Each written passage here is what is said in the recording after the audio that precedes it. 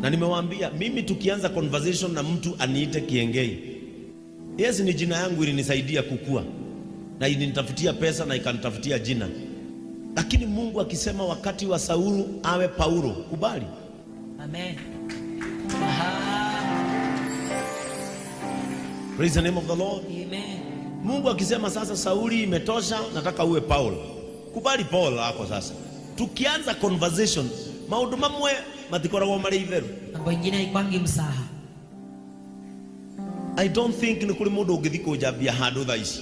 Sifikiri kama kuna mtu anaweza enda kuongea ubaya wangu mahali. Aikarathi oige ndenda kwaria cia Bishop Ben. Akai mahali aseme nataka kuongea za Askofu Ben. Mundu ungienda kuhuthia abagia reka inde mwire cia Kiengei. Anayetaka kunibeba kiurahisi anasemanga wacheni niwapatie maneno. Hata wale unitusi online ndio ifike haraka wanaandikaga Bishop Ben Kiengei. Hawezi andika Bishop Ben awachie hapo, kwa sababu Bishop Ben peke yake iko na heshima yake.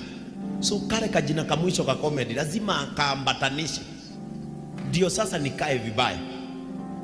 Mimi tukipatana na mtu anatumia hiyo jina, najuaga huyu mtu si mtu mzuri. Bwana Yesu atukuzwe. Usicheze na watu ambao wanajua umeolewa na umeoa na bado wanakuitaka jina yako ya utani. Kama watu wanakuheshimu